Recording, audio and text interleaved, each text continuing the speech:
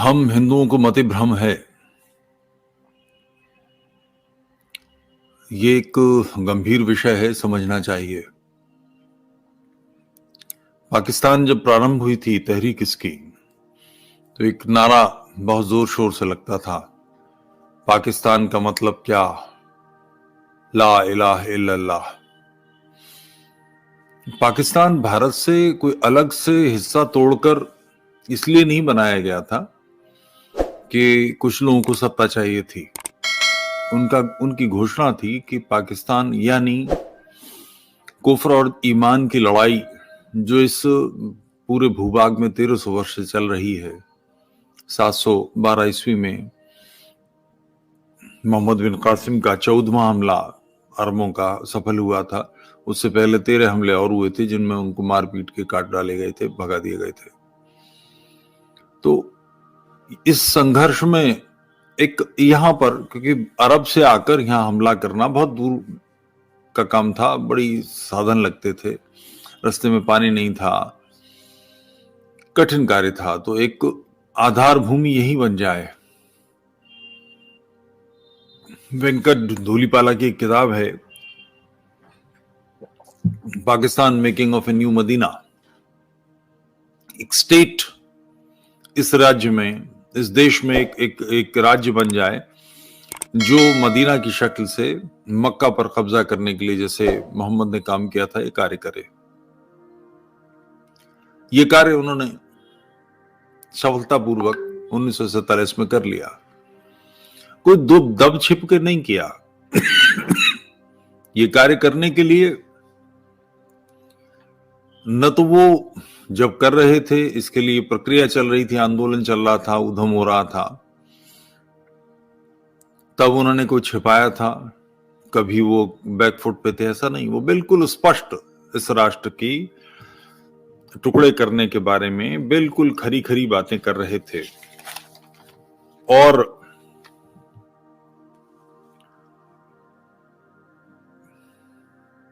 आज भी वो उस पर शर्मिंदा नहीं है या वो लज्जित नहीं है, या उस जीवन शैली जिसको वो लागू करना चाहते हैं शरीयत के नाम पर, उस जीवन शैली का बचाव नहीं करते। वो कहते हैं यही सही जीवन शैली है, आप उसे अमानवीय, असभ्य कुछ भी मानते रहें।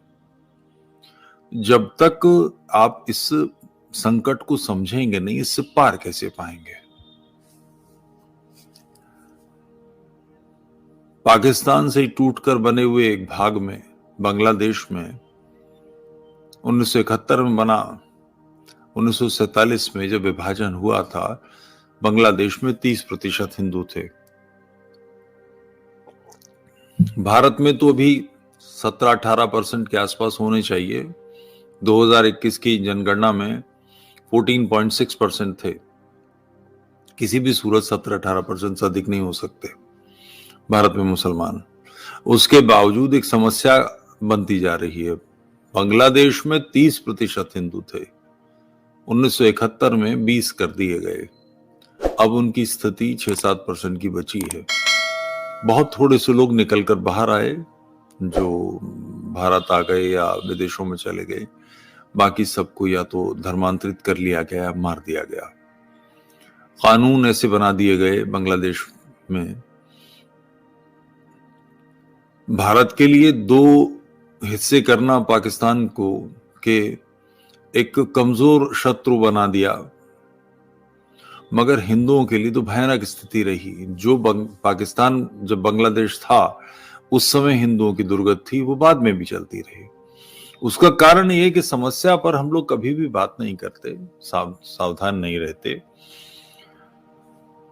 तालिबान और पाकिस्तान में कहीं कोई अंतर नहीं है। जिसे आप तालिबान समझते हैं या कहते हैं और जिसे पाकिस्तान समझते हैं, दोनों एक ही विचारधारा का, एक ही स्रोतस्विनी से, एक ही गंदा नाला है, एक ही जहर भरा नाला है। पहले जो वैश्विक सभ्यता है, विश्व भर की सभ्यता है, इस सभ्यता के पैर में फुंसी निकली, कैंसर हुआ पैर में, उस फोड़े को पाकिस्तान की शक्ल दे दी। आज वो फोड़ा बदन पर ऊपरी भाग में निकल आया, आप उसे तालिबान कहकर बचने की कोशिश कर रहे हैं। दोनों में कोई अंतर नहीं है, दोनों एक ही विचार के उपजात हैं। ये कुफ्र और शिर्क से ईमान की लड़ाई दारुल इस्लाम और दारुल हर्ब का संघर्ष है। सारे विश्व में लगातार चल रहा है, 1500 वर्ष हो चुके हैं। इस विषैली विचारधारा को समझकर इससे निपटना पड़ेगा, इसके बिना कोई विकल्प नहीं है। सभ्य समाज, सभ्य विश्व इस समस्या को की कितनी अवहेलना करता है।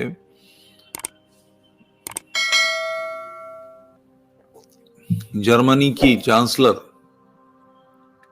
इटली के प्रधानमंत्री, फ्रांस के प्रधानमंत्री, ये पुरानों की बात कर रहा हूं, ब्रिटेन के अधिकृत राजनीति के वरिष्ठतम लोग, सीरिया से, इराक से लोग बचकर भागते हैं आईसिस से, तो उसको, उस निष्कासन को ऐसी फैली बाहों से स्वागत करते हैं। वो ये नहीं देखते कि यहाँ आने वाले लोग किस वैचारिक पृष्ठभूमि के हैं, इनका खान पान क्या है, इनका रहन सहन क्या है, इनके जीवन मूल्य क्या हैं, ये यूरोप के जीवन मूल्यों को किस तरह देखते हैं। इन्हें वहां भी जिन देशों में शरण लेंगे, शरिया चाहिए, पर्दा चाहिए, हलाल गोश्त चाहिए। ये कुफ्र और ईमान को साथ लेकर आ रहे हैं। अपने देश में कंटक बोना, अपने मार्ग में ही कांटे बो लेना, सारा विश्व इस काम में लगा है। मेरे देखे प्रजातंत्र इस्लामियों का टूल बना हुआ है। सारे विश्व में प्रजातंत्र इस्लामियों के पक्ष में खड़ा है। हर जगह लाख, सवा लाख, 1.5 लाख वोट होते हैं हर कॉन्स्टिट्यूंसी में। सबकी जबान लपलपाती है, सबकी लाट टपकती है। नतीजा कि ये इकट्ठा वोट मिल जाए, इसके लिए 5 साल की सुरक्षा, 6 साल की सुरक्षा, स्थायी पक्षधर। जैसे उत्तराखंड में जो आज चिंताजनक स्थिति है, इस चिंताजनक स्थिति के बीज बोए थे नारायण दत्त तिवारी ने।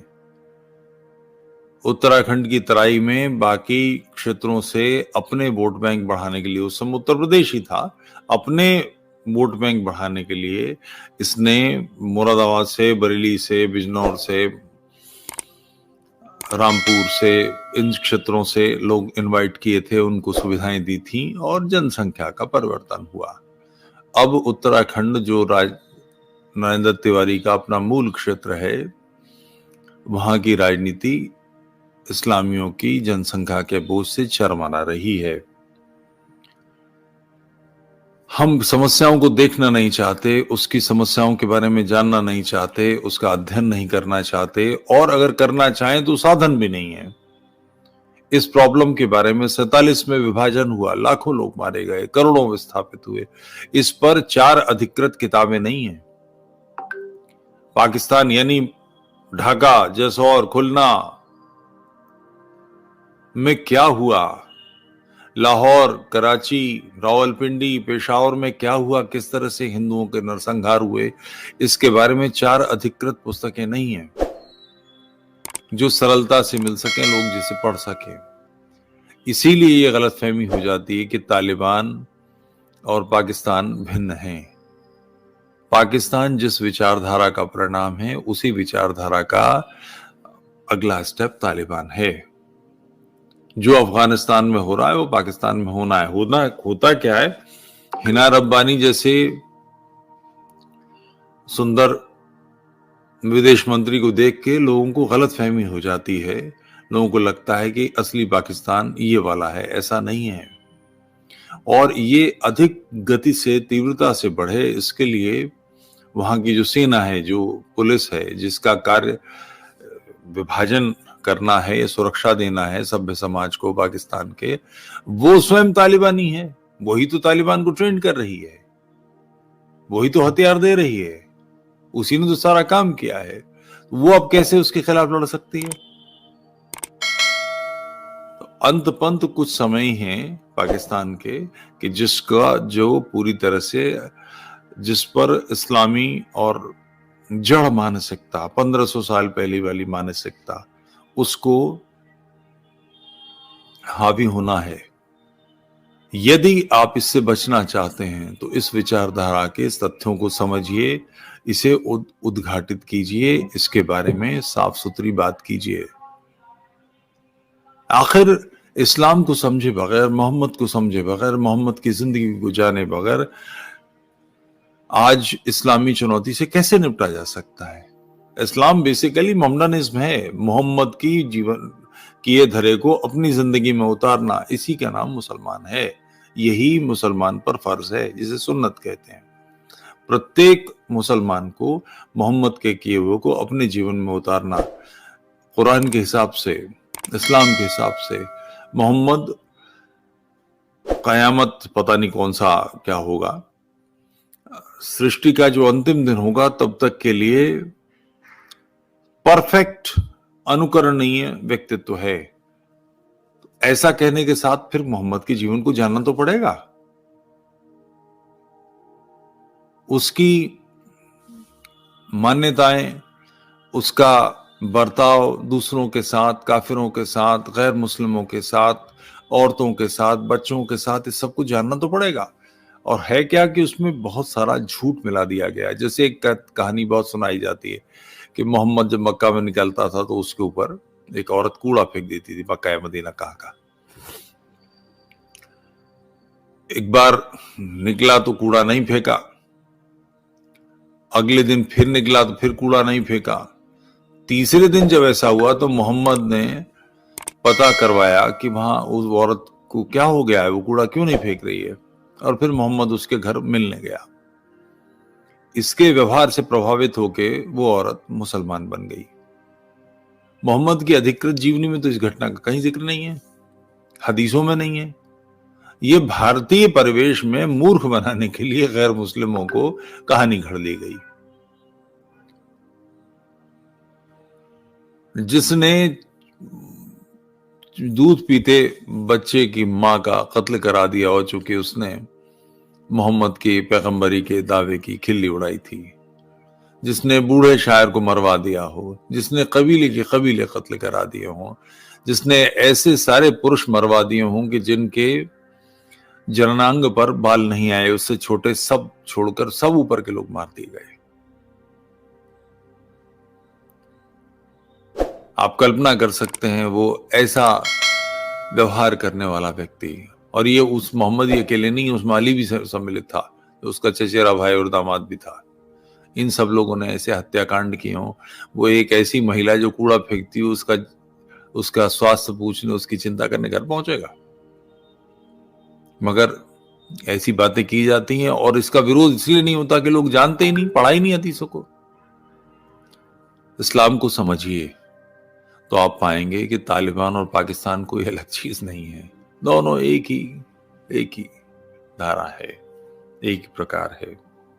ये मूलतः इस्लाम की यात्रा सभ्य विश्व के लिए, मुसलमान की मुसलमान जाने, सभ्य विश्व के लिए प्रकाश से अंधकार की यात्रा है। घोर अंधकार, तिमिर, घोर तिमिर, जहां कोई सभ्य समाज के नियम नहीं।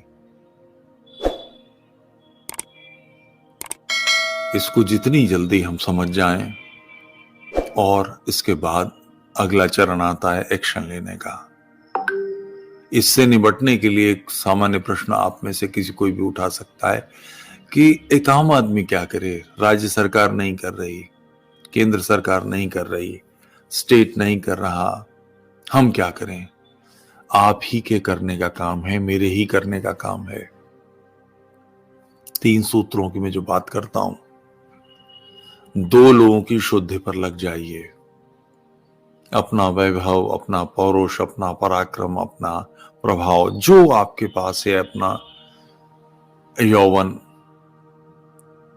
2 लोगों को धर्म में वापस लाइए। इस्लामी भगवती तड़प रही हैं बुरी तरह से, पर्दा ये वो सब उनके ऊपर, 3 तलाक किसी तरह से हटा दिया है सरकार ने, मगर अभी भी है, हलाला तो अभी भी है। इनके दबे चट्टान के तले पिसती हैं, उनको शुद्ध कीजिए और श्रेष्ठ हिंदू बहू बनाइए। बहुत सरल है, कोई बड़ी बात नहीं है, प्रयास करें, बहुत आसानी से हो सकता है। 2 लोगों की शुद्धि। भारत की संख्या, हमारी आज की संख्या 100 करोड़ कम से कम है। इसमें 10% जनसंख्या इस कार्य में लग जाए तो लोगों की शुद्ध पर लग जाए। कन्विंस करे, तैयार करे, इस्लाम को पढ़े, पहले अंडरस्टैंडिंग मोहम्मद किताब को डाउनलोड कीजिए और पढ़िए। उसके बाद इस्लामियों के मन में बीज डालिए। वो खिन्न है, ऐसा नहीं है कि वो बहुत सहज हैं, बहुत सुखद हैं। दो लोगों की शुद्धि का प्रयास कीजिए, उनकी सपोर्ट बनिए, उनका संबल बनिए। दूसरा, इस कार्य में संघर्ष होगा, तो संघर्ष से लोहा लेना पड़ेगा। लोहा लेने के लिए आपके पास लोहा है, इसकी व्यवस्था कीजिए। बहुत आवश्यक कार्य है। तीसरे, जिन्होंने लोहा ले लिया है उनकी मदद कीजिए, जो आप कर सकते। ऐसे किसी वीर की पत्नी भूखी तो नहीं है, उसका बच्चे की फीस गई कि नहीं, उसके मकान का किराया गया कि नहीं, उसके लिए वकील की व्यवस्था हुई कि नहीं, जमानत होने की प्रयास लगातार लगे रहिए। इन 3 सूत्रों से हम पूरी ये बाजी बिसात पलट सकते हैं। सब कुछ आपके पक्ष में आ जाएगा। पहले चरण में भारत को निष्कंटक करना, फिर इसके आसपास के क्षेत्रों को साफ करना। ये सदी धर्म की विजय की सदी है। इसमें पूरे वैभव के साथ भारत माता जगत जननी के सिंहासन पर विराजे, इसके शत्रु समाप्त हों, निर्मूल हों, नष्ट कर दिए जाएं। ये समय आपका, मेरा समय है। वैश्विक परिस्थितियां भी हमारे पक्ष में हैं। यूरोप इस दीन की मार से, दीन के प्रभाव से थर्रा रहा है। उसके पास टेक्नोलॉजी है मगर जनसंख्या नहीं है। सैन्य बल बनाने के लिए, शक्ति बनाने के लिए जनसंख्या चाहिए, वो जनसंख्या उसके पास नहीं है। यूरोप की संख्या बूढ़ी हो रही है, नई पीढ़ी कम आ रही है। यूरोप पूरी तरह से भारत को दृढ़, सक्षम, उग्र, तेजस्वी हिंदू भारत देखना चाहता है। यही स्थिति अमेरिका की कि टेक्नोलॉजी तो है मगर इस संघर्ष से निपटने के लिए जो जनसंख्या चाहिए वो भारत के अलावा कहीं नहीं है। ये सदी हमारी है, ये शताब्दी हमारे पक्ष की है, धर्म की विजय की है। परम पवित्र भगवत ध्वज हृदयों में, हाथों में हमारे चाहिए। संपूर्ण मानवता को निष्कंटक करना हम आर्यों का कर्तव्य है। प्रणवंतो विश्वमार्यम वेद का प्रत्येक आर्य के लिए आदेश है, सारे संसार को आर्य बनाओ। इस कार्य में लग जाइए। इसकी शुरुआत शत्रु की विचारधारा की समझ से है। इसको समझेंगे तो कार्य होगा।